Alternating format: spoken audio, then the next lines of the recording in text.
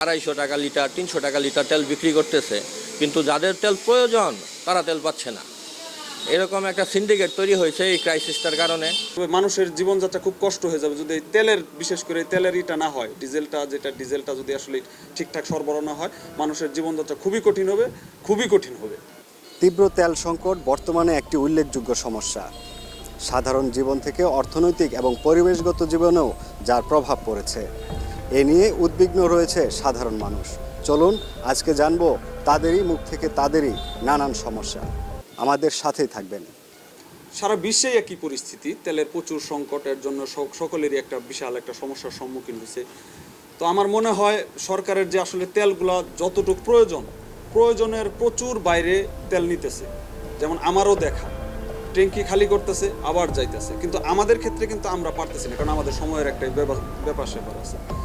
তো আমার মনে হয় সরকারের পক্ষ থেকে এই জিনিসটা যদি রোধ করতে পারে, যে একটা মানুষ যাতে কোন মজুত না করতে পারে, মজুত না করলে আমার মনে হয় যে পরিমাণ তেল আসতেছে, আমার মনে হয় সংকটটা নিরসন হওয়ার সম্ভাবনা আছে।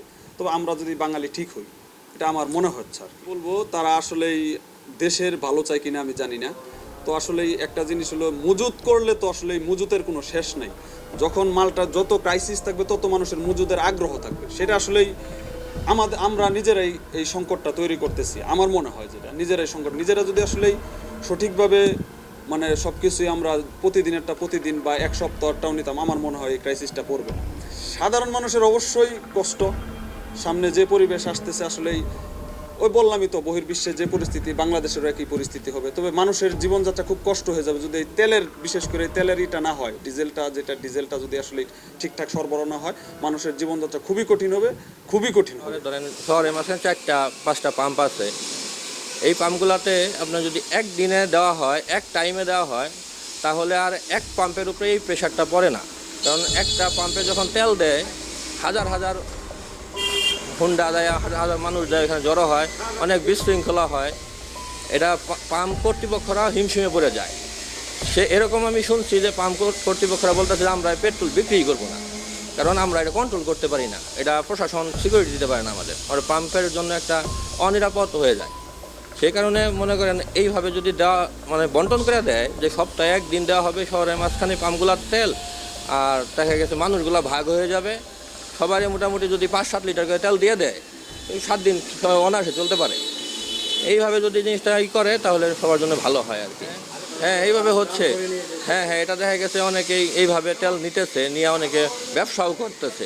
আমি সেরকম শুনছি যে অনেকে অনেক দামে, বেশি দামে দেখা গেছে 250 টাকা লিটার 300 টাকা লিটার তেল বিক্রি করতেছে, কিন্তু যাদের তেল প্রয়োজন তারা তেল পাচ্ছে না। এরকম একটা সিন্ডিকেট তৈরি হয়েছে এই ক্রাইসিসটার কারণে। যুদ্ধের ক্ষেত্রে ইরানিয়ার সমস্যা, যুদ্ধ চলতেছে, যার জন্য আমাদের যে তেলের সংকট, সেই ক্ষেত্রে যে তেলের সংকট, আবার আমরা শুনি তেলের সংকট নাই। সেই ক্ষেত্রে তেলের জন্য গেলে, অকটেনের জন্য গেলে, অকটেন তো আমাদের দেশেই হয়, কিন্তু সেক্ষেত্রে আমরা অকটেনের জন্য গেলে দেখা যায় হাজার হাজার গাড়ি দাঁড়াই থাকে, এক পাম্পে তেল দেয়, অন্য পাম্প বন্ধ দেয়। যদি 4টা যেমন পাম্প আছে, 4টে পাম্পে যদি একদিন দিয়ে দেয়, সেক্ষেত্রে সবাই কিন্তু একজন এক জায়গায় যাবে, তো ক্রাইসিসটা থাকবে না। সপ্তাহে একদিন দিই, তাই না? সপ্তাহে একদিন দিলে তো ক্রাইসিসটা অনেকটাই কিন্তু জনসাধারণ দুর্ভোগ আছে। যেমন অনেকে দেখা যায় পাম্পে গেল, তেল নিল, নেওয়ার পর আবার অন্য জায়গায় কাজ করতে পারতেছে না। এই সমস্ত আর কি অনেক তাদের সমস্যা কাজের জন্য যদি হয়। সময় যেহেতু 1 ঘন্টা জায়গায় 3 ঘন্টা জায়গায়, এমন আছে যে সারা রাত্রি জায়গায় সকালবেলা তেলটা নিতে হইতেছে।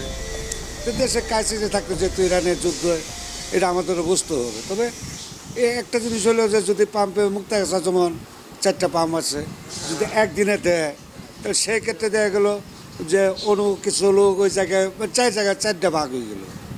আবার হয়তো 1 সপ্তাহ পরে দিল কিংবা 5 দিন পরে দিল, তাহলে একটু সমস্যাটা অনেকটা ক্রাইসিস, মানুষের দুর্ভোগটা কমে।